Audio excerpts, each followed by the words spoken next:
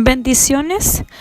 Estaré nuevamente leyendo el libro de Teología Bíblica y Sistemática por Meyer Pearlman, el capítulo 7 de la expiación. La razón que hacemos estos videos es para que pueda ser de beneficio, de edificación para cualquiera que quiera aprender un poco más acerca de nuestra teología, nuestras doctrinas. Y puede estarlo escuchando mientras está haciendo ejercicio, mientras está cocinando, haciendo sus tareas, trabajando, manejando, ¿verdad? Y sin tenerlo que estar leyendo, ¿verdad? Espero que sea de bendición, de edificación, para ayuda de todos ustedes. Que Dios les bendiga, y en este capítulo estaremos leyendo acerca de la expiación en el Antiguo Testamento, así como vemos en el bosquejo, y también la expiación en el Nuevo Testamento. Dios les bendiga y espero que sea de bendición para sus vidas. Y empezaremos con el punto número 1, la expiación en el Antiguo Testamento. La expiación en el Antiguo Testamento. ¿Por qué vamos a ocupar tiempo y espacio en la descripción de los sacrificios del Antiguo Testamento? Por la sencilla razón de que en el vocablo sacrificio tenemos la clave del significado de la muerte de Cristo. Muchas teorías modernas se han ofrecido para explicar esa muerte, pero cualquier explicación que excluye el elemento expiatorio es antibíblica, puesto que nada es más señalado en el Nuevo Testamento que el empleo de términos expiatorios para dar a conocer la muerte de Cristo.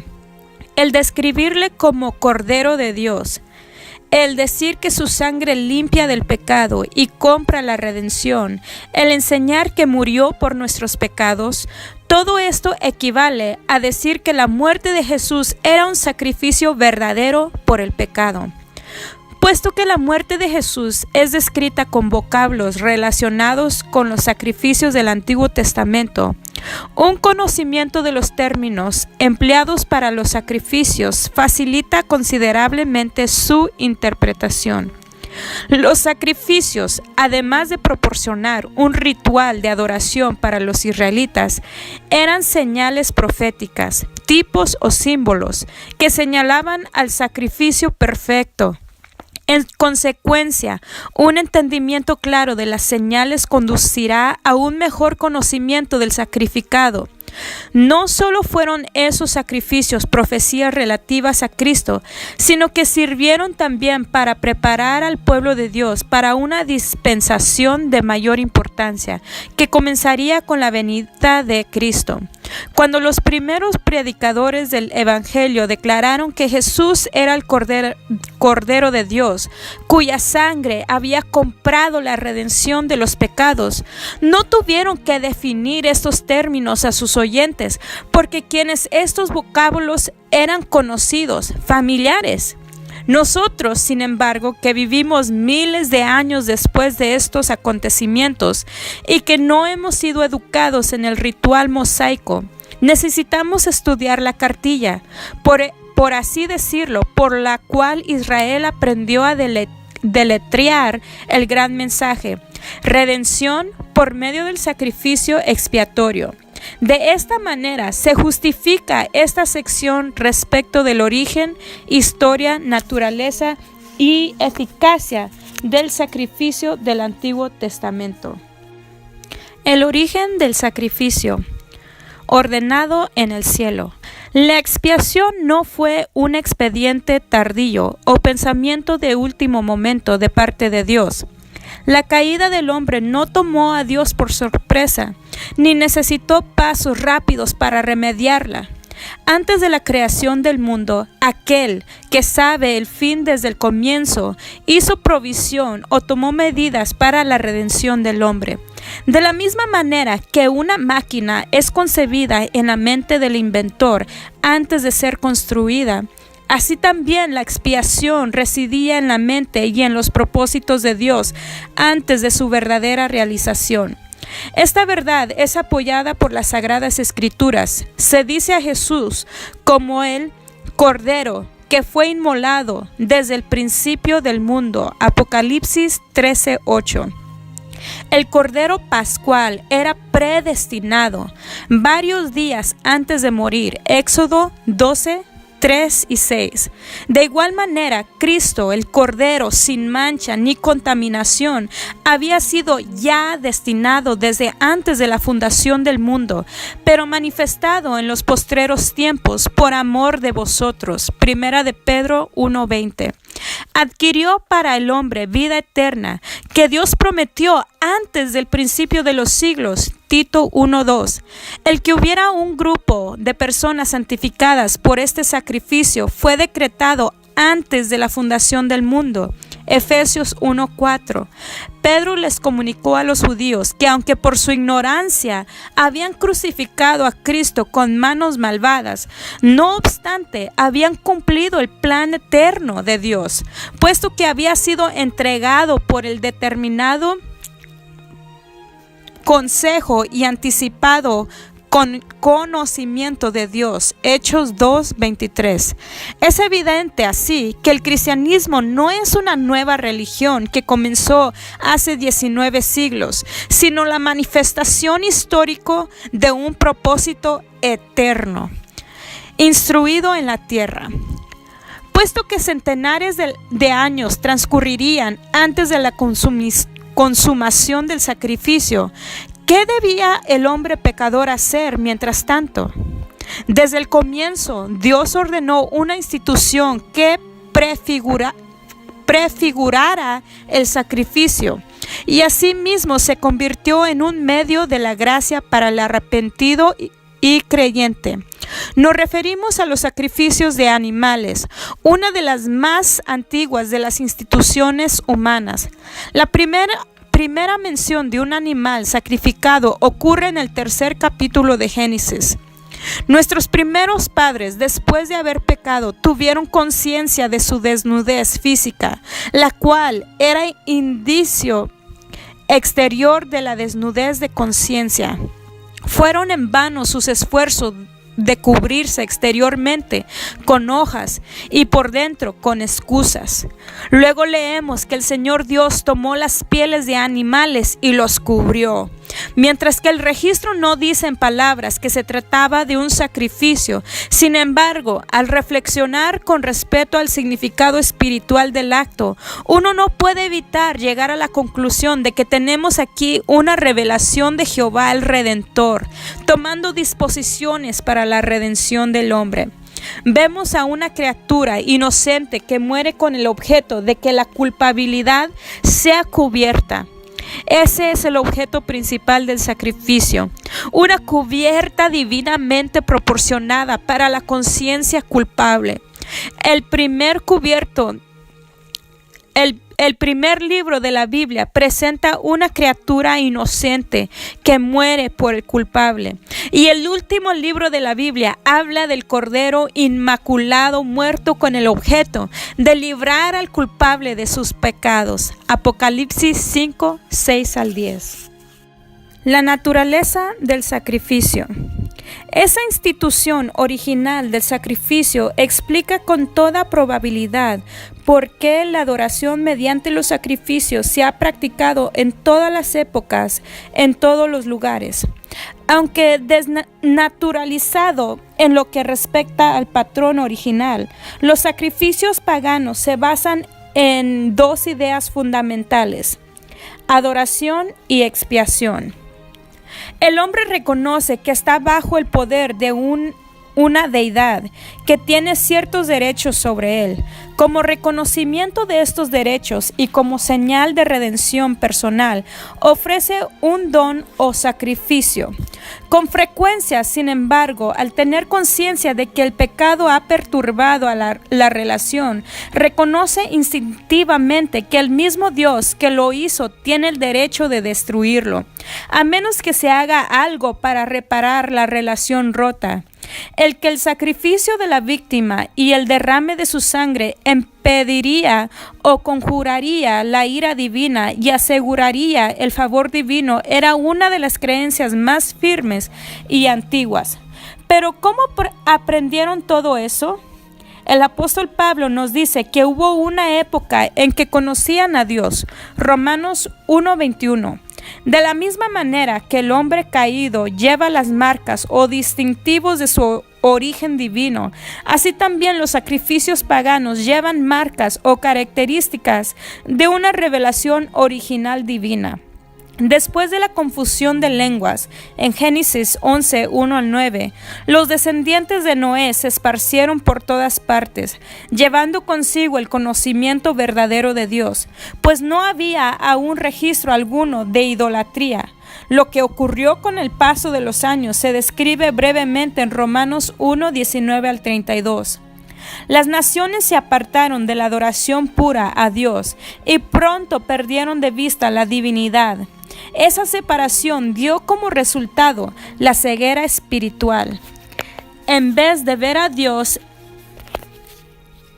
en los cuerpos celestes, comenzaron a adorar a esos cuerpos en calidad de deidades. En vez de ver al Creador en los árboles y animales, comenzaron a adorarlos como si fueran dioses.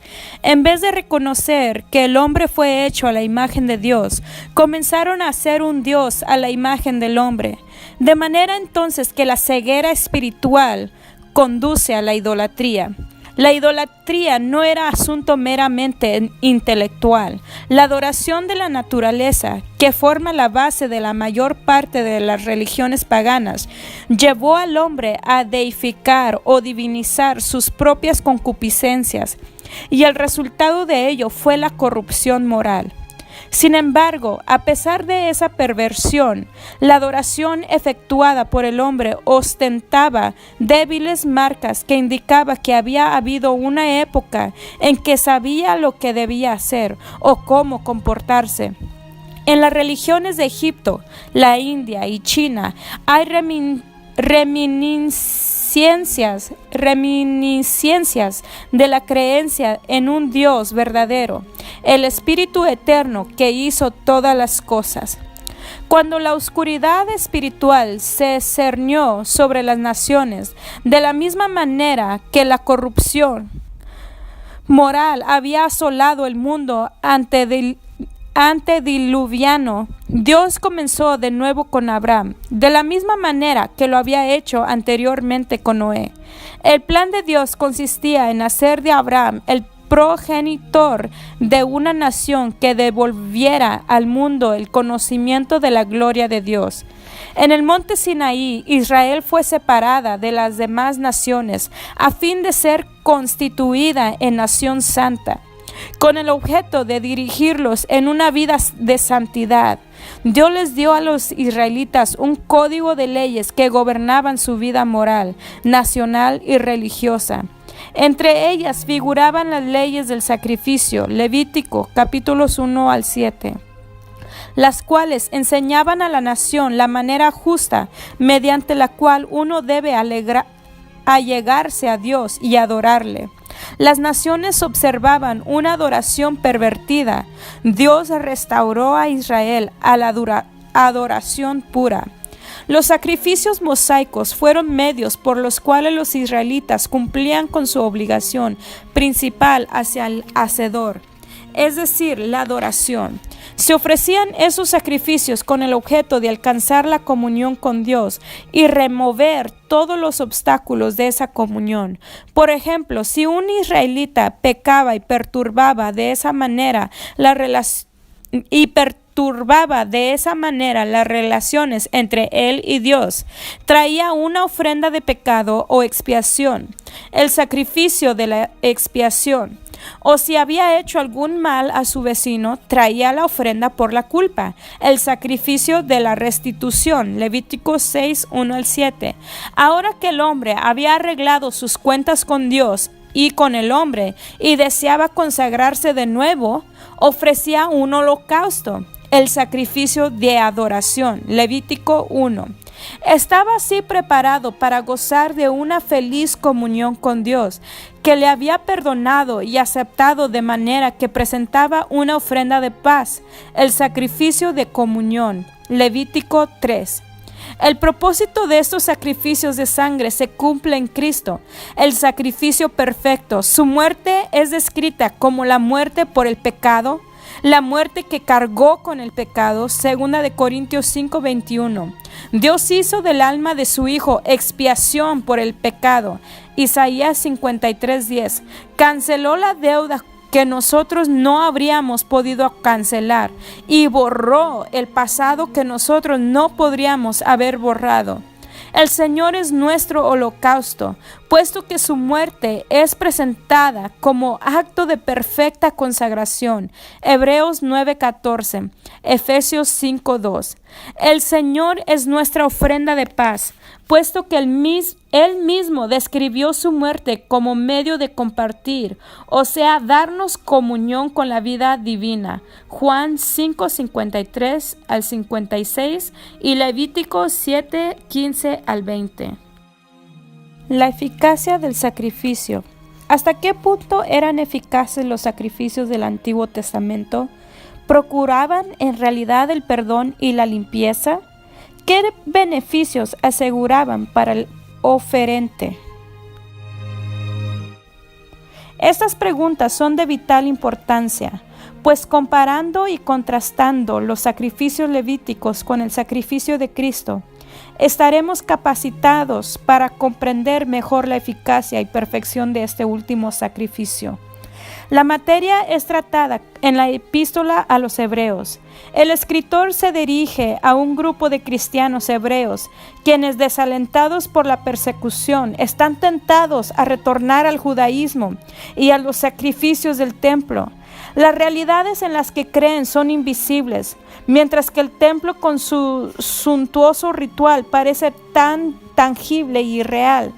Con el objeto de apartarlos de la idea de seguir tal conducta, el escritor hace una comparación entre los pactos nuevo y viejo, demostrando que el nuevo pacto es mejor que el antiguo, puesto que el antiguo es imperfecto y transitorio, mientras que el nuevo es perfecto y eterno. El retornar al templo con su sacerdocio y sacrificios sería dejar la sustancia por la sombra, la perfección por la imperfección.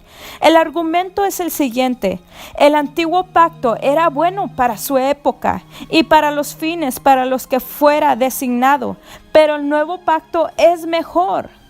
Los sacrificios del Antiguo Testamento eran buenos. De otra manera, no hubieran sido divinamente ordenados. Eran buenos en el sentido de que cumplían cierto propósito en el plan divino, es decir, ser un medio de gracia a fin de que el pueblo de Jehová que había pecado contra él pudiera retornar a un estado de gracia, ser reconciliado con él y continuar disfrutando de unión con él.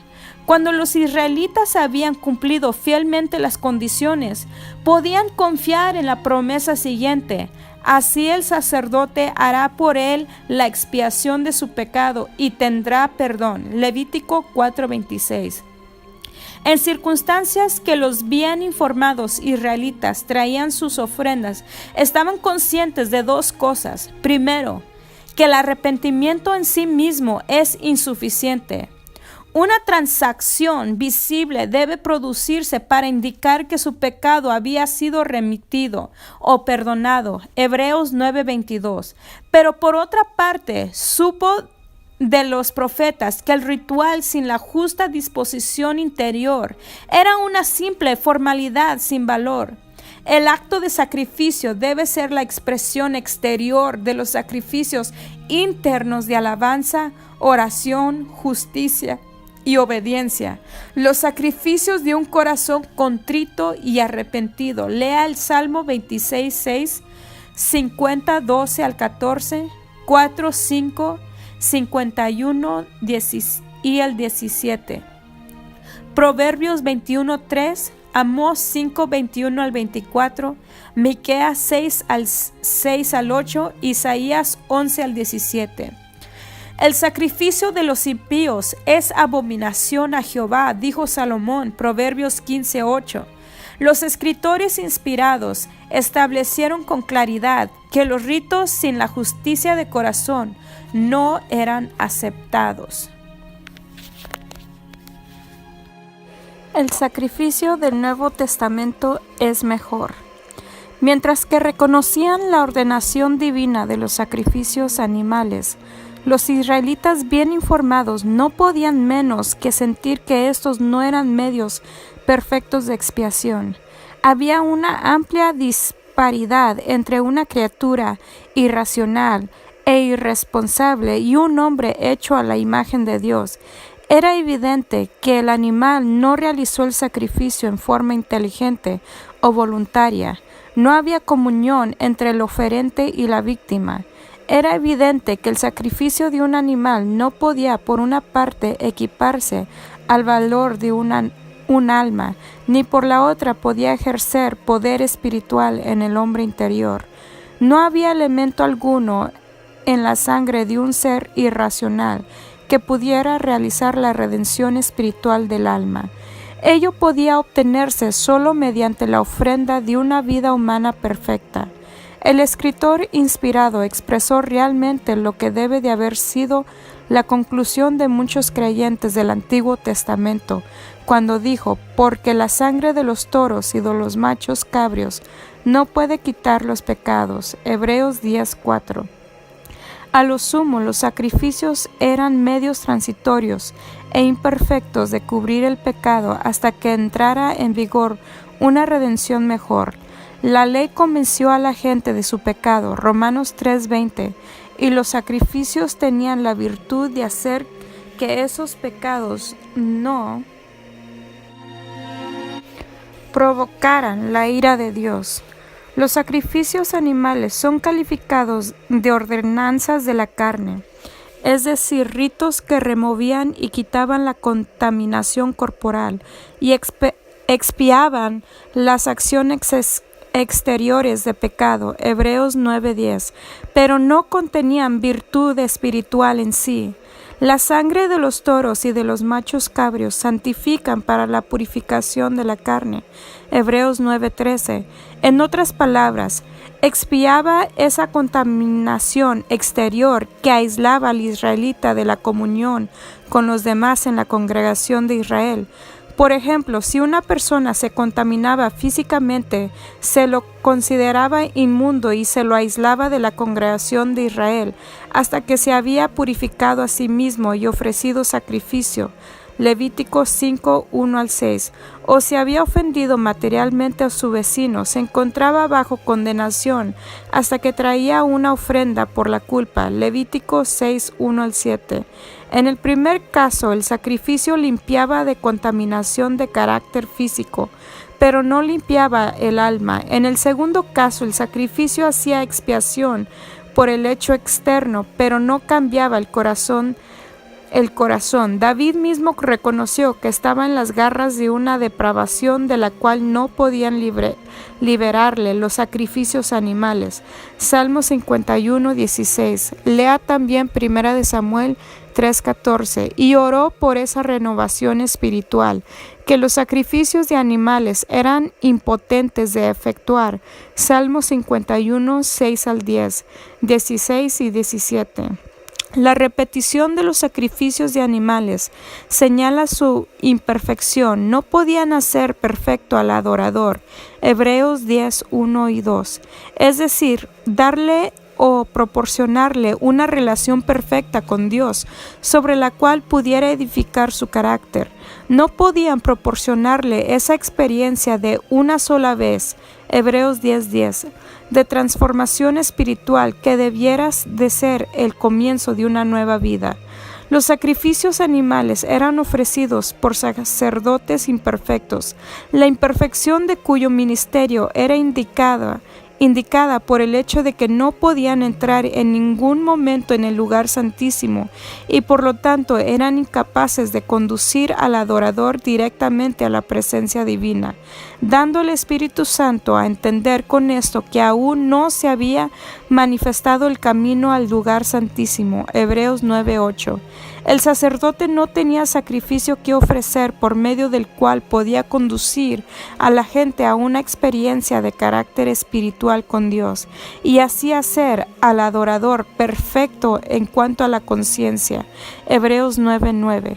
Si un israelita espiritual hubiera sido interrogado con respecto respecto a sus esperanzas de redención, ese mismo discernimiento que le había revelado a él la imperfección del sacrificio animal le hubiera llevado a replicar que la solución residía en el futuro y que la redención perfecta estaba relacionada en cierta manera con el orden perfecto que sería iniciado a la venida del Mesías. En realidad, una revelación semejante fue concedida a Jeremías.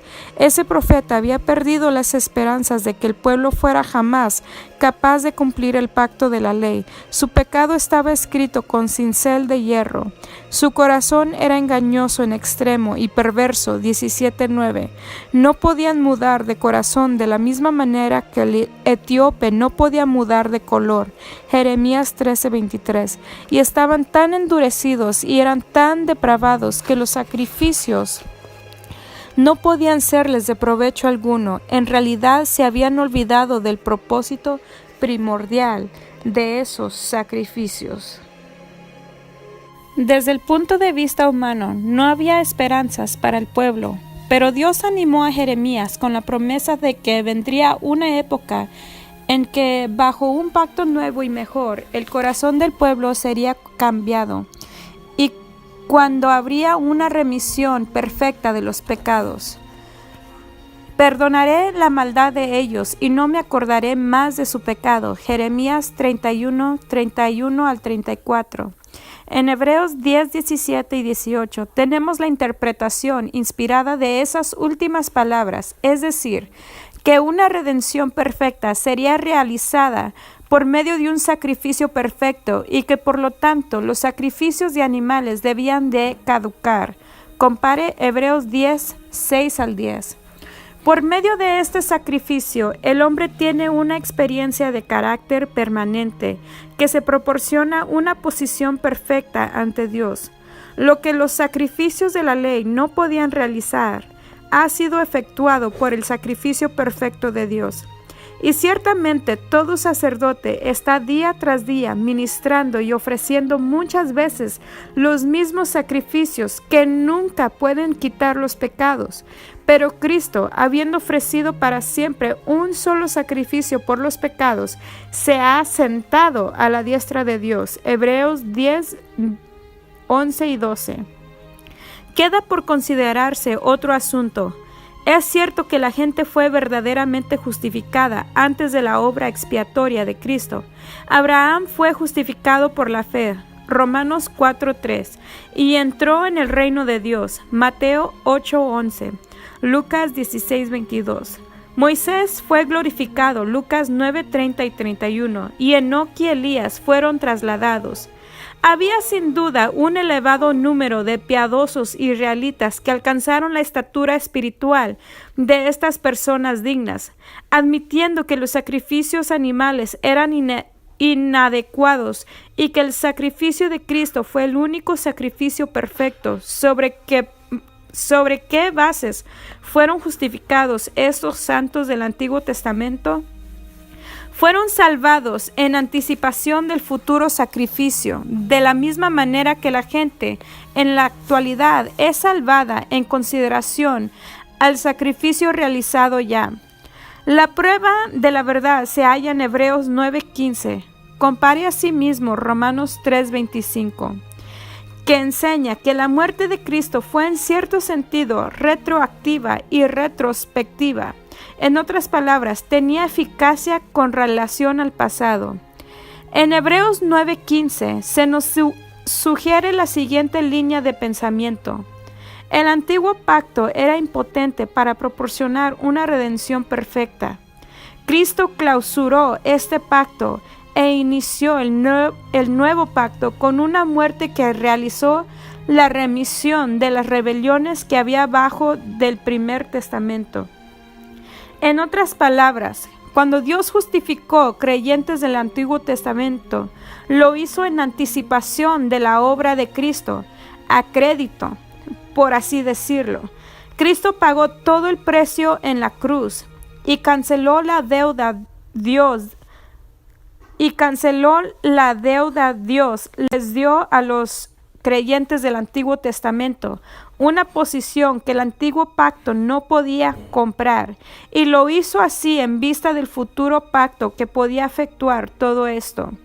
Si uno pregunta si los creyentes del Antiguo Testamento durante su vida gozaron de los mismos beneficios que los que vivieron y viven en la época del Nuevo Testamento, la respuesta debe ser negativa. No había el don permanente del Espíritu Santo, Juan 7:39, que siguiera a su arrepentimiento y fe. No disfrutaban de un conocimiento amplio respecto de la inmortalidad sacado a luz por Cristo, 2 de Timoteo 1:10, y en general se vieron limitados por las imperfecciones de la dispensación en la que vivían, cuando más solo podían pregustar las cosas venideras.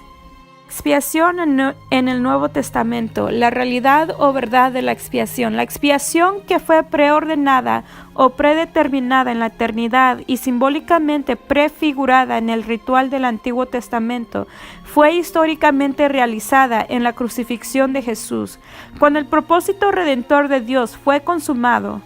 Consumado es. Los escritores de los evangelios describen los sufrimientos y muerte de Cristo con una minuciosidad que no tiene paralelos en la narrativa de otros acontecimientos de la vida de Cristo, y al referirse al cumplimiento de las profecías indican su sentido de la importancia del acontecimiento. Algunos escritores de la escuela liberal mantienen que la muerte de Cristo fue un accidente y una tragedia. Comenzó con esperanzas brillantes de éxito, dicen, pero se vio enredado en una red de circunstancias que condujeron a la destrucción que no había previsto y a la cual no podía escapar. Pero, ¿qué nos dicen los evangelios con respecto al asunto? De acuerdo con su testimonio, el Señor Jesús sabía desde el principio que el sufrimiento y la muerte eran parte de su destino divinamente designado. En su declaración de que convenía o era necesario que el Hijo del Hombre sufriera, ese vocablo convenía indicó vocación divina y no suerte imprevista e inevitable. Y a su bautismo escuchó las palabras siguientes: Este es mi Hijo amado, en quien tengo complacencia. Estas palabras fueron tomadas de dos profecías, la primera de las cuales declaraba la deidad del Mesías y su dignidad de hijo, Salmo 2:7, mientras que la segunda describe el ministerio del Mesías en calidad de siervo del Señor, Isaías 42:1. Ahora bien, el siervo mencionado en Isaías 42:1 es el siervo sufriente de Isaías 53. Se llega a la conclusión de que aún en su bautismo el Señor Jesucristo estaba consciente de que el sufrimiento y la muerte eran parte de su llamado. Su rechazo de las ofertas de Satanás en el desierto indica que había llegado a la trágica encrucijada de su obra, puesto que escogió la senda difícil del rechazo antes que la fácil de la popularidad. La realidad misma de que el santo se reuniera con el resto de la gente, Lucas 3:21, y se sometiera al bautismo era un acto de identificación con la humanidad pecadora, a fin de sobrellevar la carga de sus pecados. El siervo del Señor, de acuerdo con el capítulo 53 de Isaías, debía ser nombrado o contado entre los transgresores. El bautismo de Jesús debía de considerarse como el gran acto de comunión amorosa con nuestra miseria, puesto que en esa hora se identificó a sí mismo con los pecadores y de esta manera, en cierto sentido, comenzó su obra de expiación. Muchas veces durante el curso de su ministerio el Señor se refirió en forma velada y figurada a la forma de su muerte futura. Mateo 17, 10 al 12, Mateo 17, 22, 23 y Marcos 9, 12 y 13 y 14, 18 al 21. Pero en Cesarea de Filipo les manifestó con toda claridad a sus discípulos que debía sufrir y morir. Desde ese momento en adelante trató de inculcar en sus mentes el hecho de que debía sufrir, de manera que al ser advertidos de antemano su fe no naufragaría a raíz del golpe de la crucifixión. Marcos 8:31, 9:31 y 10:32. Les explicó asimismo el significado de su muerte. No la debían de considerar como algo infortunado e imprevisto, una tragedia a la cual debían resignarse, sino que debían considerarla como una muerte con fines expiatorios. El Hijo del Hombre había venido para dar su venida en rescate por muchos. En la última cena les dio instrucciones a sus discípulos referentes a la futura conmemoración de su muerte, acto supremo de su ministerio. Ordenó un rito que debía conmemorar la redención de la humanidad del pecado, de la misma manera que la Pascua había conmemorado la redención de Israel del territorio egipcio. Sus discípulos, que estaban aún bajo la influencia de las ideas judías con respecto al Mesías y su reino, no estaban capacitados para comprender la necesidad de su muerte, y con dificultad se podían reconciliar con ese pensamiento. Pero después de la resurrección y ascensión de los discípulos entendieron, y desde ese momento afirmaron que la muerte de Cristo era el medio divinamente señalado de expiación. Cristo murió por nuestros pecados, constituía su testimonio consecuente. La necesidad de la expiación. La necesidad que se tenía de la expiación se desprende de dos hechos, a saber, la santidad de Dios y la pecaminosidad del hombre. La reacción de la santidad de Dios contra la pecaminosidad del hombre es conocida como su ira, que puede evitarse por la expiación. De manera entonces que la clave de nuestra discusión será como sigue: santidad, pecaminosidad, ira y expiación. Santidad. Dios es santo en lo que a naturaleza respecta, lo cual significa que es justo en carácter y conducta. Estos atributos de su carácter quedan manifiestos en su trato con su creación. El alma, justicia y juicio. Salmo 33:5. Justicia y juicio son el cimiento de su trono. Salmo 89:14. Dios ha constituido al hombre y al mundo de acuerdo con leyes definidas. Sus leyes forman el fundamento mismo de la personalidad del hombre, y al ser escritas en el corazón o naturaleza del hombre, Romanos 2:14-15. Antes de ser escritas en tablas de piedra, estas leyes atan al hombre a su creador en una relación personal y forman la base de la responsabilidad humana, porque en él vivimos y nos movemos y somos. Hechos 17:28.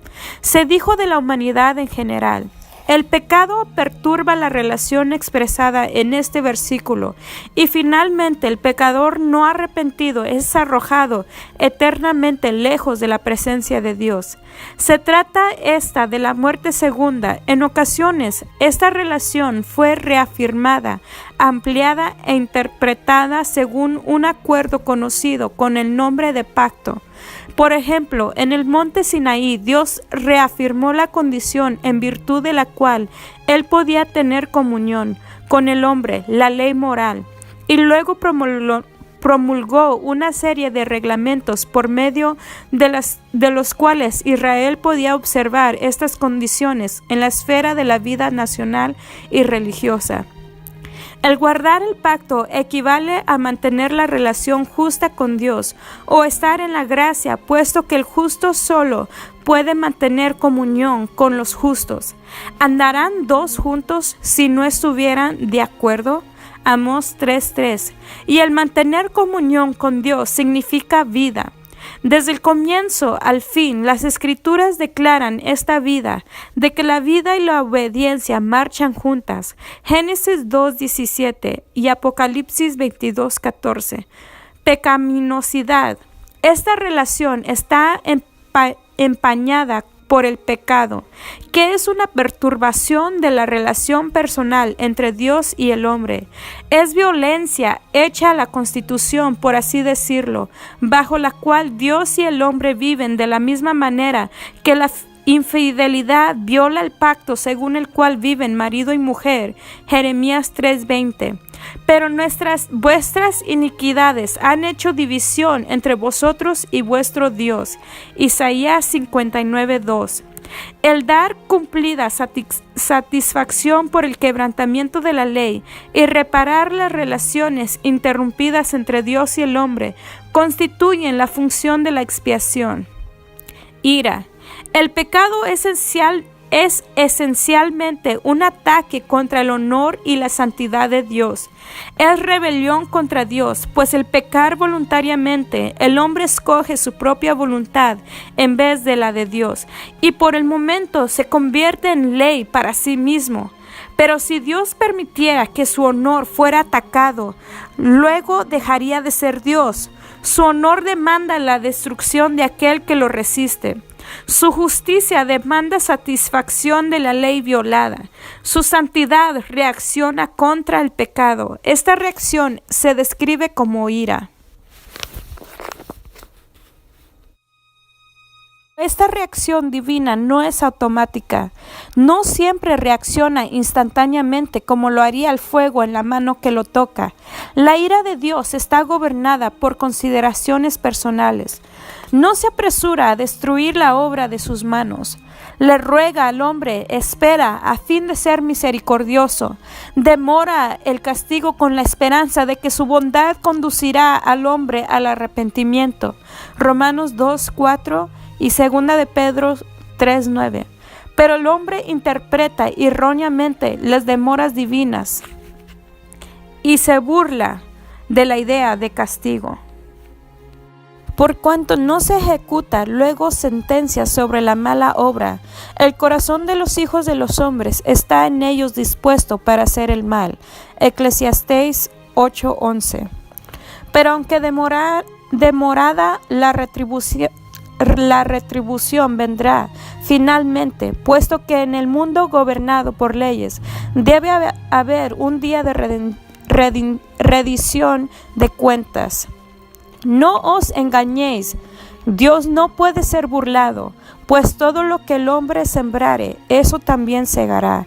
Gálatas 6:7.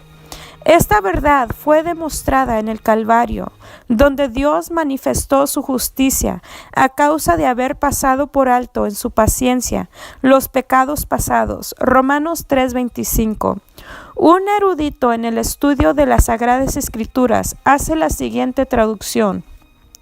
Esto era para demostrar la justicia de Dios, en vista de que los pecados cometidos previamente durante el tiempo de la paciencia de Dios habían sido pasados por alto. Otro hace una paráfrasis de las palabras de la siguiente manera: difirió el castigo del pecado durante ese periodo anterior, el periodo de su paciencia, teniendo en cuenta la revelación de su justicia bajo esta dispensación o era, cuando él, mientras seguía siendo un juez justo, puede en realidad absolver al pecado que fundamenta su alegato en la fe en Jesucristo. En épocas pasadas parece que Dios pasó por alto los pecados de las naciones. El hombre continuó pecando, pero al parecer no cosechó el resultado de su pecado. Y surgió entonces la pregunta siguiente: ¿pasa Dios por alto el pecado? Pero la crucifixión reveló la enormidad del pecado, representando en forma vívida el terrible castigo que le corresponde. La cruz de Cristo declara que Dios jamás fue indiferente al pecado del hombre, no le es ni lo será jamás. Un erudito en el estudio de las Sagradas Escrituras hace el comentario siguiente: Dios dio pruebas de su enojo contra el pecado, infligiendo de vez en cuando castigo a Israel y a los gentiles, pero no infligió todo el castigo. De lo contrario, la raza hubiera perecido. En grado sumo pasó por alto los pecados de los hombres. Ahora bien, el que un rey pase por alto el crimen, o se abstenga de castigar, o aún demore el castigo, ¿es injusto? Es injusto, y el carácter de Dios quedó rebajado a la vista de algunos por su paciencia, que interpretaron erróneamente como indicio de que escaparían el castigo. Dios dio a Cristo para que muriera a fin de demostrar su justicia en vista de la tolerancia de los pecados pasados que parecían oscurecerla. Expiación. El hombre ha quebrantado las leyes de Dios y ha violado los principios de la justicia. Este conocimiento está registrado en la memoria y la conciencia y lo registra como culpa. ¿Qué se puede hacer para remediar el pasado, para asegurar el futuro? ¿Hay expiación para la ley violada? Para esta pregunta se han proporcionado 3 preguntas. Algunos mantienen que la expiación no es posible. La vida es gobernada por una ley inexorable que castiga las violaciones sin remordimiento alguno.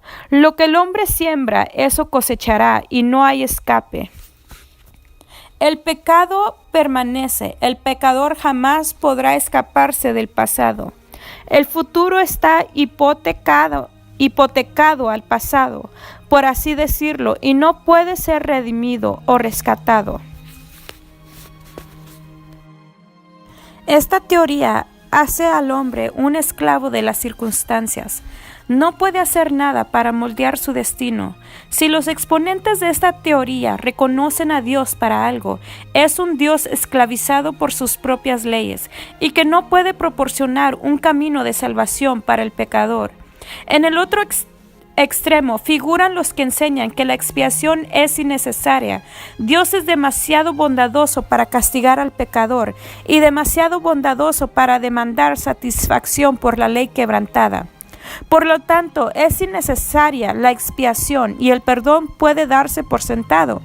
Cierto médico le respondió a uno de sus pacientes que le había estado hablando del Evangelio: no necesito la expiación. Cuando hago algo malo, se lo confieso a Dios y eso es suficiente. Poco tiempo después, su paciente lo visitó y le dijo: doctor, estoy bien ahora. Lamento haber estado enfermo y le prometo que desde ahora en adelante procuraré no caer enfermo. Al mismo tiempo, el paciente insinuó que no había necesidad de que le enviara la cuenta. Confiamos que el doctor haya aprendido su lección, es decir, que el mero arrepentimiento no puede abonar la cuenta ni reparar el daño hecho por el pecado. En el Nuevo Testamento se nos enseña que la expiación es tanto posible como necesaria. Es posible porque Dios es misericordioso y también justo, necesaria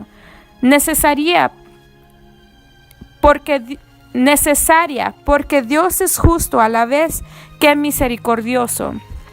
Los 2 errores a que nos hemos referido son exageraciones relativas a 2 verdades con respecto al carácter de Dios. La primera recalca sobremanera su justicia, excluyendo la gracia. La segunda recalca hasta el exceso su gracia, hasta excluir su justicia. La expiación hace justicia a ambos aspectos de su carácter, pues en la muerte de Jesucristo Dios procede tanto con justicia como con misericordia.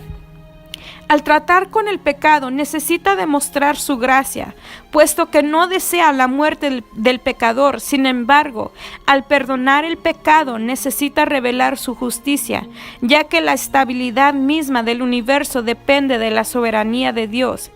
En la expiación, Dios hace justicia a su carácter en calidad de Dios misericordioso. En virtud de su justicia, el pecador debe ser castigado. En virtud de su gracia, Dios proporciona un plan para el perdón del pecado. Al mismo tiempo, hace justicia a su carácter de Dios justo. Dios no se haría justicia a sí mismo si desplegara compasión hacia los pecadores en una forma que no diera importancia al pecado, que no lo tomara en serio. ¿Qué que pasara por alto sus realidades trágicas. La gente podía pensar que Dios era indiferente o indulgente hacia el pecado. En el Calvario, la pena por el pecado fue pagada y honrada la ley divina. Dios podía de esa manera ser misericordioso sin ser injusto y justo sin demostrar falta de misericordia o bondad. La naturaleza de la expiación. Cristo fue muerto. Expresa la verdad histórica de la crucifixión. Por nuestros pecados, interpreta el hecho. ¿En qué sentido murió el Señor Jesucristo por nuestros pecados? ¿De qué manera se explica esta verdad en el Nuevo Testamento? La respuesta se hallará en las siguientes palabras claves que se aplican a la muerte de Cristo: expiación, propiciación, sustitución, redención y reconciliación. Expiación. El vocablo expiación significa literalmente cubrir.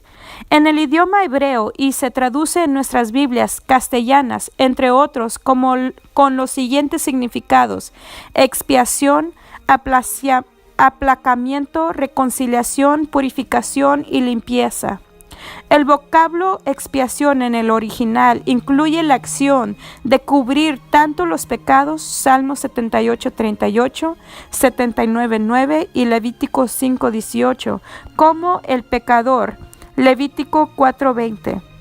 El expiar por el pecado significa ocultarlo de la vista de Dios, a fin de que pierda el poder de provocar su ira. A continuación, publicamos la cita siguiente del Dr. Alfred Cave.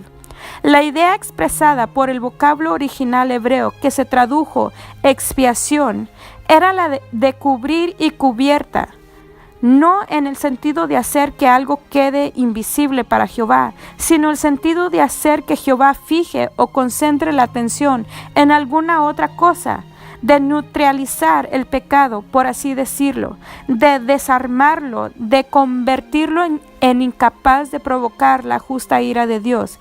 El expiar el pecado equivalía a arrojar, si se nos permite el vocablo, un velo tan deslumbrante sobre el pecado que el velo y no el pecado quedaba visible. Equivalía a colocar junto al pecado algo tan atrayente que absorbiera o cautivara por completo la mirada. La figura simbólica que el Nuevo Testamento emplea cuando habla del manto de justicia, el Antiguo Testamento la emplea cuando habla de la expiación. Cuando se hacía expiación de acuerdo con la ley, era como si Jehová, cuya ira se había encendido ante la vista del pecado y de la maldad, era apaciguado por el nuevo manto colocado alrededor del pecado. O para emplear otra figura simbólica que, aunque moderna, no es menos apropiada, era como si el pecador que había quedado expuesto al rayo de la ira divina había sido envuelto rápidamente con una capa aisladora. La expiación significaba cubrir el pecado de tal manera que su pecado quedaba invisible o desaparecía, en el sentido de que no podía interponerse más entre él y su hacedor. Un teólogo alemán dijo lo siguiente: cuando el hombre pecaminoso se aproximaba al altar de Dios, donde habitaba la santidad divina, su naturaleza pecaminosa se interponía entre él y Dios, y la expiación servía para cubrir sus pecados, para cancelar las acusaciones por las cuales había sido llevado ante el tribunal. Cuando el sacerdote aplicaba la sangre sobre el altar, el israelita tenía la confirmación de que la promesa que fuera hecha a sus antepasados se cumpliría para él. Y veré la sangre y pasaré de vosotros. Éxodo 12:13. ¿Cuáles eran los efectos de la expiación? El pecado era borrado o deshecho. Jeremías 18:23. Isaías 43:25, Isaías 44:22, quitado, Isaías 6:7, borrado, Salmo 32:1, echado en la profundidad del mar, Miqueas 7:19, echado tras las espaldas de Dios, Isaías 38:17, perdonado, Salmo 78:38. Todos estos vocablos sugieren que el pecado es cubierto, de manera que quedan anulados sus efectos. Indican asimismo que se lo aparta de la vista, se lo invalida, se lo anula. Jehová no lo ve ya y no ejerce sobre él influencia alguna. La muerte de Cristo fue una muerte expiatoria porque quitó o desechó el pecado. Hebreos 9:26, 28, 2:17, 10:12 al 14 y 9:14. Fue una muerte inmoladora, o sea, una muerte con relación al pecado. ¿Qué relación había? ¿Quién llevó él mismo nuestros pecados en su cuerpo sobre el madero? Primera de Pedro 2:24. Es quien llevó él mismo nuestros pecados en su cuerpo sobre el madero. Primera de Pedro 2:24. Al que no conoció pecado, por nosotros hizo lo pecado, para que nosotros fuésemos hechos justicia de Dios en él. Segunda de Corintios 5:21.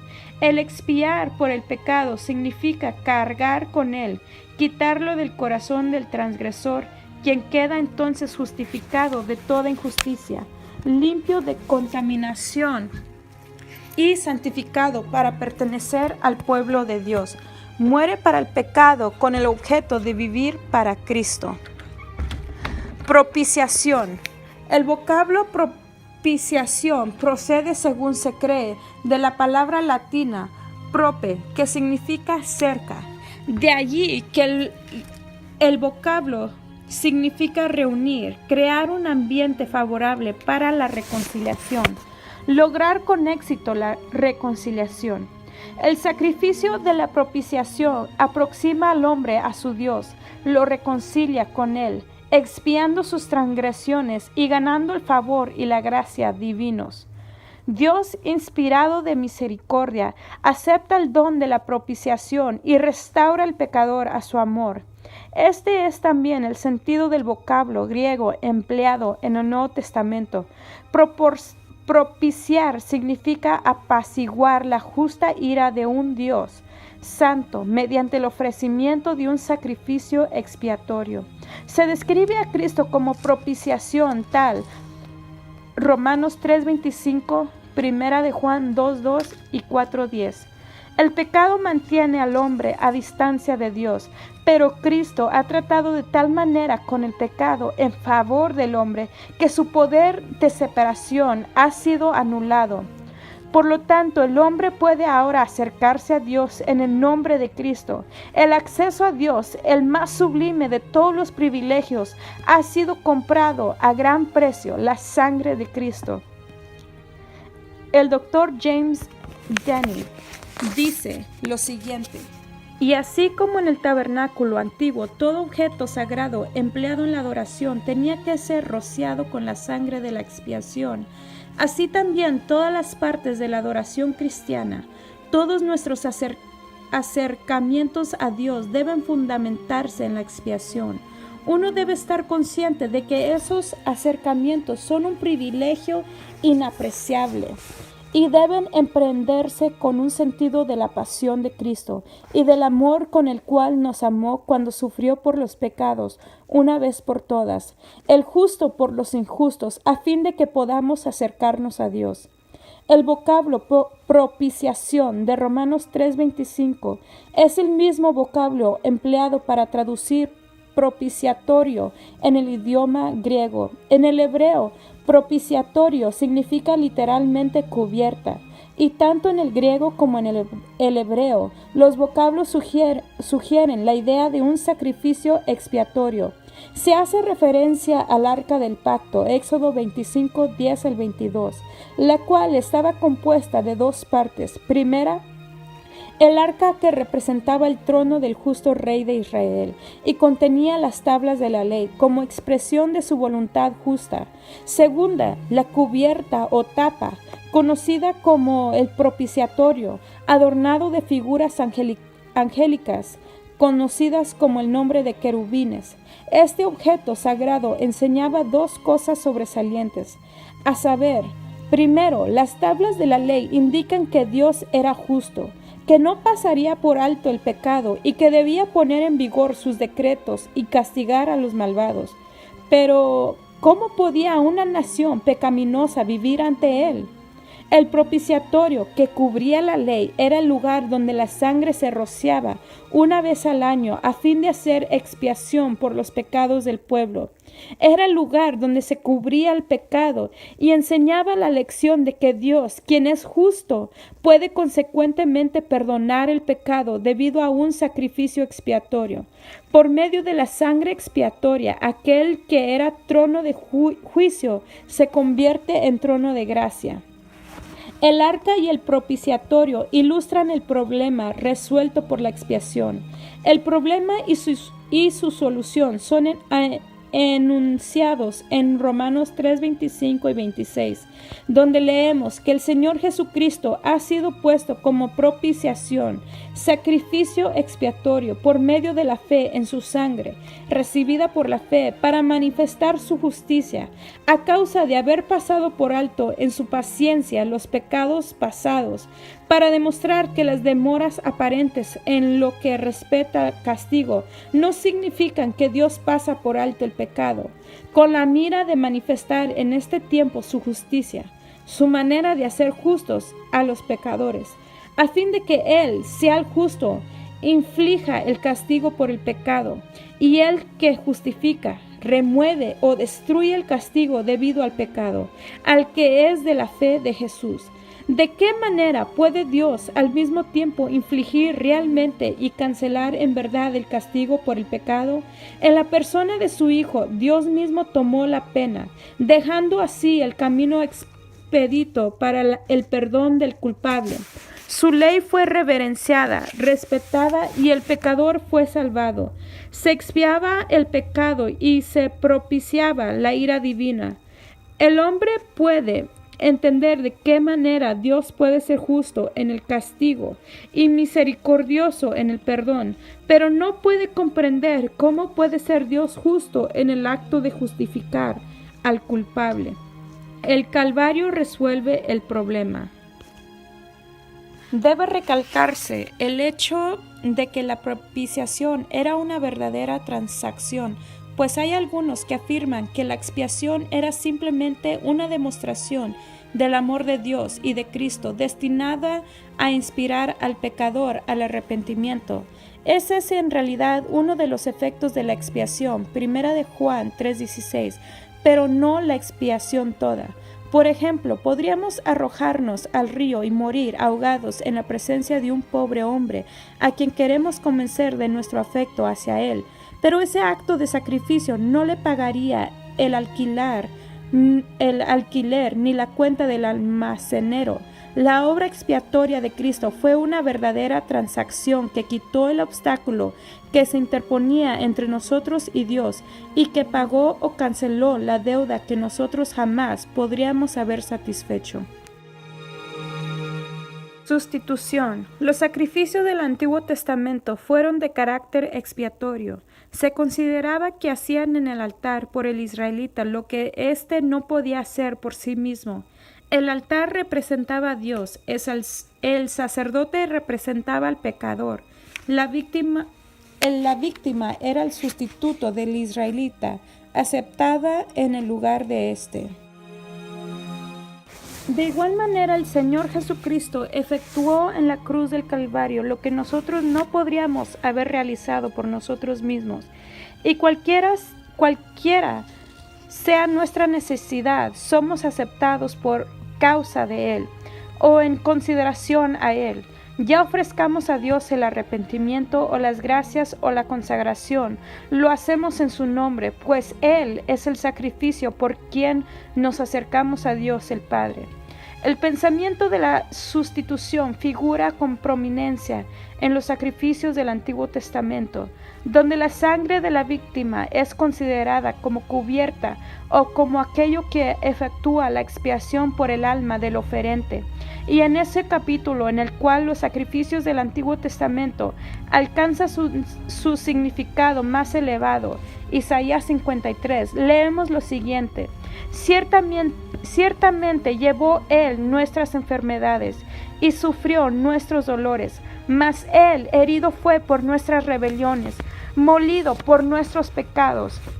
El castigo de nuestra paz fue sobre Él, y por su llaga fuimos nosotros curados. Todas esas expresiones presentan al siervo de Jehová llevando el castigo que otros merecen, a fin de justificar a muchos, pues Él llevará las iniquidades de ellos. Cristo, por ser el Hijo de Dios, podía ofrecer un sacrificio de valor infinito y eterno. En virtud de haber asumido la naturaleza humana, podía identificarse a sí mismo con la humanidad y sufrir así su pena. Murió en nuestro lugar por nosotros. Cargó sobre sus espaldas el castigo que nos correspondía, a fin de que nosotros no lo sufriéramos. Ello explica el grito de Dios mío, ¿por qué me has desamparado? Aquel que era perfecto por naturaleza, que jamás había cometido pecado alguno en su vida, se hizo pecador o ocupó el lugar del pecador. Según las palabras de Pablo, al que no conoció pecado por nosotros lo hizo pecado. 2 Corintios 5:21. Según Pedro, quien llevó él mismo nuestros pecados en su cuerpo sobre el madero. 1 Pedro 2:24. Redención.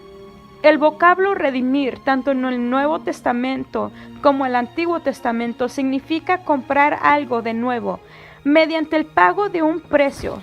Liberar de la esclavitud mediante el pago de un precio. Comprar en el mercado y sacar del mercado. El Señor Jesucristo es un redentor y su obra expiatoria se califica de redención. Mateo 20:28, Apocalipsis 5:9, 14:3 y 4 y Gálatas 3:13, 4:5, Tito 2:14 y 1 de Pedro 1:18. La ilustración más interesante de la redención es la ley del Antiguo Testamento, relativa al pariente redentor, Levítico 25, 47 y 49. En virtud de esta ley, un hombre que hubiera vendido su propiedad y asimismo como esclavo debido a alguna deuda contraída, podía recuperar tanto su tierra como su libertad en cualquier momento, con la condición de que fuera redimido por un hombre que poseyera los siguientes requisitos o condiciones.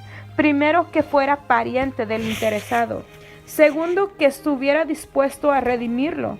Tercero, debía poseer el dinero necesario. El Señor Jesucristo reunía todas estas condiciones. Se hizo pariente nuestro al tomar nuestra naturaleza. Estaba dispuesto a darlo todo para redimirnos. 2 Corintios 8:9. Y por ser divino estaba capacitado para pagar el precio, su propia sangre. La realidad de la redención nos recuerda que la salvación es costosa y por lo tanto no debe considerársela como superficialidad. Cuando algunos creyentes corintios descuidaron su manera de vida, Pablo les hizo la advertencia siguiente: ¿o ignoráis que no sois vuestros, porque habéis sido comprados por precio? Glorificad pues a Dios en vuestro cuerpo y en vuestro espíritu, los cuales son de Dios. 1 Corintios 6, 19 y 20. El Señor Jesucristo dijo en cierta oportunidad: porque ¿qué aprovechará el hombre si ganare todo el mundo y perdiere su alma? ¿O qué recompensa dará el hombre por su alma? Quiso decir que el alma o la verdadera vida del hombre podía ser perdida o arruinada, y de que cuando se perdía no podía haber recompensación por ella, puesto que no había medio alguno de comprarla de nuevo. El rico puede jactarse de sus riquezas y confiar en ellas, pero su poder es limitado. Dice el salmista 49, 7 al 9 lo siguiente: Ninguno de ellos podrá en manera alguna redimir al hermano, ni dar a Dios su rescate, porque la redención de su vida es de gran precio y no se logrará jamás, para que viva adelante para siempre y nunca vea corrupción. Pero ya que hay multitudes que han perdido o enajenado el alma al vivir en el pecado y no pueden redimirla por medios humanos, ¿qué debe hacerse? El Hijo del Hombre vino al mundo para dar su vida en rescate o redención por muchos. Mateo 20:28. El objeto supremo por el cual vino a este mundo fue el de ofrecer su vida como rescate a fin de que aquellos que habían perdido o enajenado su vida espiritual pudieran recuperarla de nuevo. Las vidas perdidas de muchos son liberadas mediante el sacrificio de la vida de Cristo. El apóstol Pedro les manifiesta a sus lectores lo siguiente: habéis sido rescatados de vuestra vana conversación, literalmente conducta, forma de vida, la cual recibisteis de vuestros padres, es decir, tradición o costumbre. El vocablo vana significa vacía o insatisfactoria. La vida antes de ser transformada por el Señor Jesucristo es inútil y vana. Es un andar a tientas en busca de algo que no se puede encontrar nunca. Y a pesar de todos los esfuerzos no se puede establecer contacto con la realidad. No se tienen frutos permanentes, no vale la pena vivir, exclaman muchas personas. Cristo nos ha libertado de esa esclavitud. Cuando el poder de la muerte expiatoria de Cristo penetra en la vida, esa vida deja de ser insatisfactoria. Se ha liberado de las tradiciones ancestrales y de las costumbres establecidas. Las acciones del creyente surgen de una nueva vida creada por el poder de la muerte de Cristo. La muerte de Cristo en calidad de muerte por el pecado libera y crea de nuevo el alma. Reconciliación. Y todo esto proviene de Dios, quien nos reconcilió consigo mismo por Cristo y nos dio el ministerio de la reconciliación, que Dios estaba en Cristo reconciliando consigo al mundo, no tomándoles en cuenta a los hombres sus pecados, y nos encargó a nosotros la palabra de la reconciliación. Segunda de Corintios 5, 18 y 19. Cuando éramos enemigos, fuimos reconciliados con Dios por la muerte de su Hijo. Romanos 5:10. Hombres que en otro tiempo eran extraños y enemigos de ánimo y de mente por las malas obras, ahora el Señor los ha reconciliado en el cuerpo de su carne por medio de su muerte. Colosenses 1, 21 y 22. La expiación es con frecuencia mal entendida y erróneamente representada. Algunos se imaginan que la expiación significa que Dios estaba airado con el pecador y con osquedad se mantuvo aislado hasta que su ira fue aplacada por su Hijo, que se ofreció para pagar la pena. En otras palabras, Dios tenía que reconciliarse con el pecador. Todo esto, sin embargo, es solo una caricatura de la doctrina verdadera. A través de las Sagradas Escrituras es Dios, la parte ofendida, que toma la iniciativa en la provisión de una expiación por el hombre. Es Dios quien proporciona vestiduras a nuestros primeros padres. Es Dios quien ordenó los sacrificios expiatorios. Es Dios el Padre que envía a su Hijo y lo da en calidad de sacrificio para la humanidad. Dios mismo es el autor de la redención del hombre. Aunque su majestad ha sido ofendido por el pecado del hombre y naturalmente su santidad debe reaccionar contra él, no obstante, no está deseoso que el pecador perezca, Ezequiel 33:11, sino que se arrepienta y se salve. Pablo no dice que Dios se reconcilió con el hombre, sino que Dios hizo algo con el objeto de que fuera el hombre quien se reconciliara con Dios. Este acto de reconciliación es una obra consumada, terminada, que se ha realizado en favor del hombre, de manera que a la vista de Dios el mundo entero se ha reconciliado ya. Le corresponde ahora al evangelista proclamarlo y a la persona recibirlo. La muerte de Cristo ha hecho posible la reconciliación de la humanidad con Dios. A cada persona le corresponde ahora hacerla una realidad en su vida. Esta es la esencia del mensaje del Evangelio. La muerte de Cristo era una obra consumada de reconciliación, lograda independientemente de nosotros, a un costo infinito, y a la cual obra el hombre es llamado mediante el ministerio de la reconciliación. La eficacia de la expiación. ¿Qué hace para el hombre la obra expiatoria de Cristo? ¿Qué produce en su experiencia? Perdón de la transgresión. Por medio de su obra expiatoria, Jesucristo pagó la deuda que nosotros no podíamos pagar y aseguró la remisión de pecados pasados. El pasado pecaminoso no pende más como peso muerto sobre el creyente, ya que sus pecados han sido borrados, llevados, cancelados. Juan 1:29, Efesios 1:7, Hebreos 9:22 al 28, Apocalipsis 1:5. Ha comenzado la vida nuevo, confiado de que los pecados del pasado no se les serán recordados el día del juicio. Juan 5:24. Libertad del pecado. Por medio de la expiación, el creyente no está libre solo de la culpabilidad de sus pecados pasados, sino que también puede ser libre del poder del pecado. La materia está considerada en Romanos 6 al 8. Pablo se anticipa a una objeción que algunos de sus oponentes deben de haber hecho con frecuencia. Es decir, que si la gente se salvaba creyendo simplemente en Jesús, pensarían con ligereza del pecado, diciendo, ¿perseveraremos en pecado para que la gracia abunde? Romanos 6:1. Pablo repudia aún el pensamiento y señala que aquel que cree realmente en Cristo se ha separado decididamente en virtud de su fe del pecado, una separación tan decisiva que se puede describir de muerte. La fe viva en el Salvador crucificado da como resultado la crucifixión de la antigua naturaleza pecaminosa. El hombre que cree con todo el poder de su alma, y eso precisamente es lo que significa la verdadera creencia, que Cristo murió por los pecados, tiene tal convicción de lo terrible del pecado que lo repudia con todo su ser. La cruz significa la muerte o ruina del pecado en su vida, pero el tentador acosa continuamente al hombre y la naturaleza humana es frágil. De allí que sea necesaria una vigilancia constante y la crucifixión diaria de los impulsos pecaminosos. 6:11. Y la victoria es segura, porque el pecado no se enseñoreará de vosotros, pues no estáis bajo la ley, sino bajo la gracia.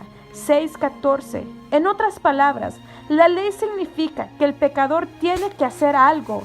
Incapaz de cancelar la deuda o realizar lo que requiere la ley, permanece en las garras del pecado. Por otra parte, la gracia significa que algo se ha hecho por el pecador, la obra terminada del Calvario, y en circunstancias que cree lo que se ha hecho por él, recibe lo que se ha hecho por él. Su fe tiene un poderoso aliado en la persona del Espíritu Santo que vive en él. Le ayuda a aplastar los impulsos pecaminosos, le ayuda a orar y le da la seguridad de su libertad y victoria como hijo de Dios. Romanos 8. Verdaderamente Cristo murió para remover el obstáculo del pecado, a fin de que el Espíritu de Dios viniera a morar en la vida del hombre. Gálatas 3:13 y 14. Salvo por la misericordia de Dios revelada en la cruz, el creyente recibe una experiencia de limpieza y avivamiento espiritual. Tito 3:5-7. Después de haber muerto para la vieja vida de pecado, nace de nuevo a una nueva vida nacida del agua, experimenta limpieza y del Espíritu recibe vida divina. Juan 3:5. Liberación de la muerte. La muerte tiene un significado físico y otro espiritual.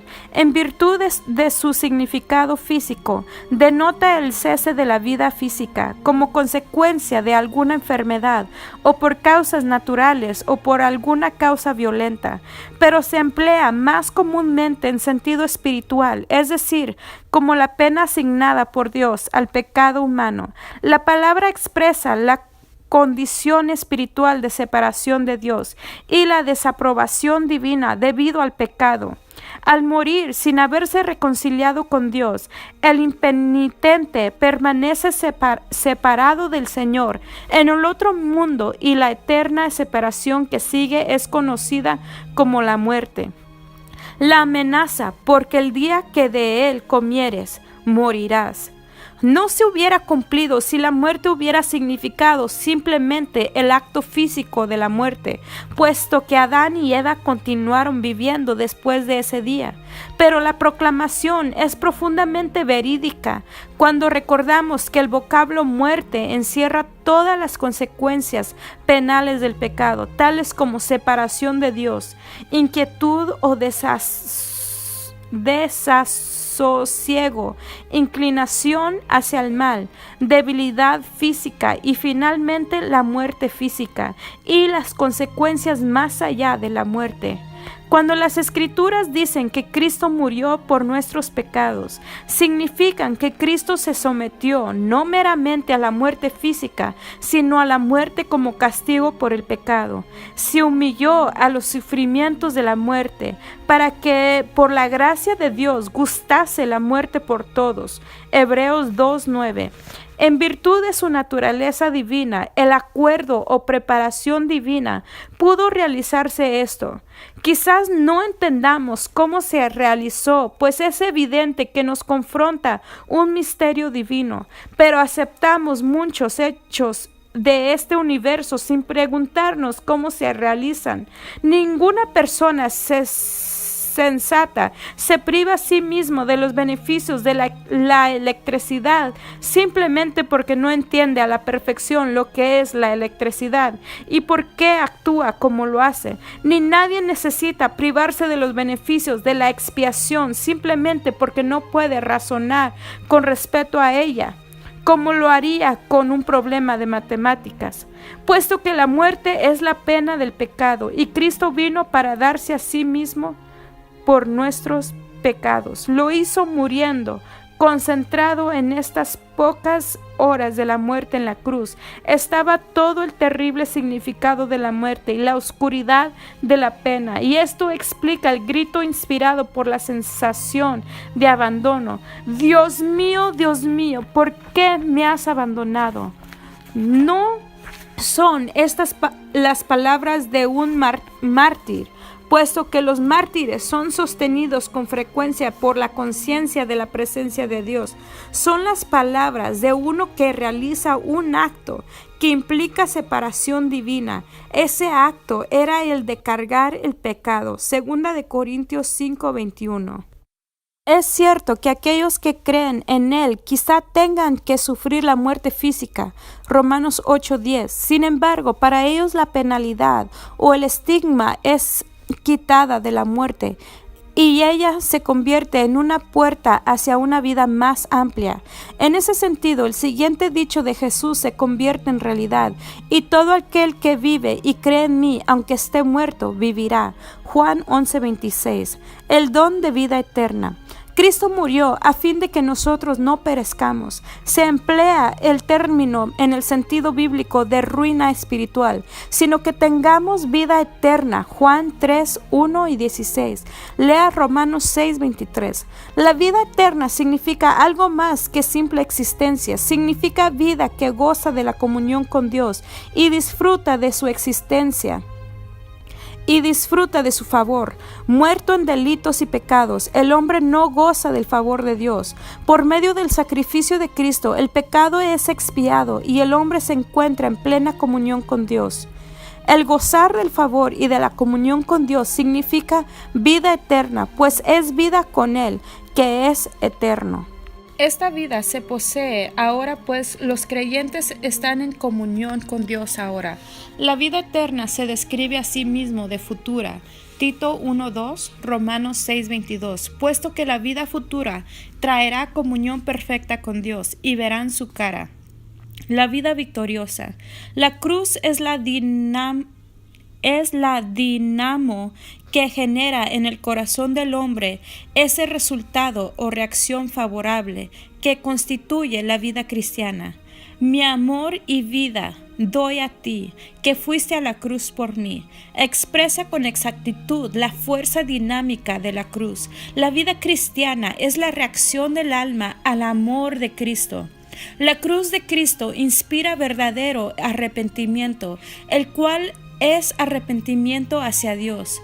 El pecado puede ser seguido por el remordimiento, la vergüenza y el enojo, pero solo hay verdadero arrepentimiento cuando se siente tristeza por haber ofendido a Dios. Esa conciencia no puede producirse a voluntad, pues reside en la naturaleza misma del pecado oscurecer la mente y endurecer el corazón.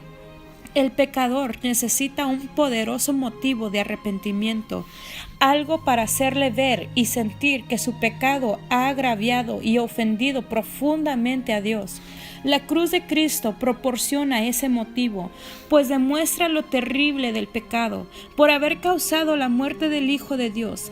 Declara la terrible pena del pecado, pero también revela el amor y la gracia de Dios. Se ha dicho que todo penitente verdadero es hijo de la cruz. Su penitencia no es la suya. Es la reacción hacia Dios producida en su alma mediante esta demostración de lo que el pecado es para el Señor y de lo que su amor hace para alcanzar y ganar al pecador. Está escrito con respeto a ciertos santos que vinieron de grande tribulación, que han lavado sus ropas y han emblanquecido en la sangre del Cordero. Apocalipsis 7:14. Esta referencia corresponde al poder santificador de la muerte de Cristo. Habían resistido al pecado y estaban ahora purificados. ¿Dónde consiguieron la fortaleza para vencer al pecado? Por el poder del amor de Cristo revelado en el Calvario. El poder de la cruz que penetró en el corazón de ellos los capacitó para vencer al pecado. Compare Gálatas 2:20. Y ellos le han vencido por medio de la sangre del Cordero y de la palabra del testimonio de ellos. Apocalipsis 12:11. El amor de Cristo era la fuerza inspiradora y los capacitaba para vencer. La presión ejercida sobre ellos era grande, pero con la sangre del Cordero como la fuerza o motivo que los impulsaba, eran invencibles. No se atrevían al tener ante sus ojos el cuadro de la cruz en la que Él murió, traicionar su causa mediante la cobardía y amar sus vidas más de lo que Él amó a la suya. Debían pertenecer al Señor, así como Él les había pertenecido a ellos. La vida victoriosa abarca o incluye la victoria sobre Satanás. En el Nuevo Testamento se declara que Cristo conquistó a Satanás por nosotros. Lucas 10:17-20, Juan 12:31 y 32 y 14:30, Colosenses 2:15, Hebreos 2:14 y 15, Apocalipsis 12:11. El creyente podrá obtener la victoria contra el diablo mientras cuente con el vencedor del diablo.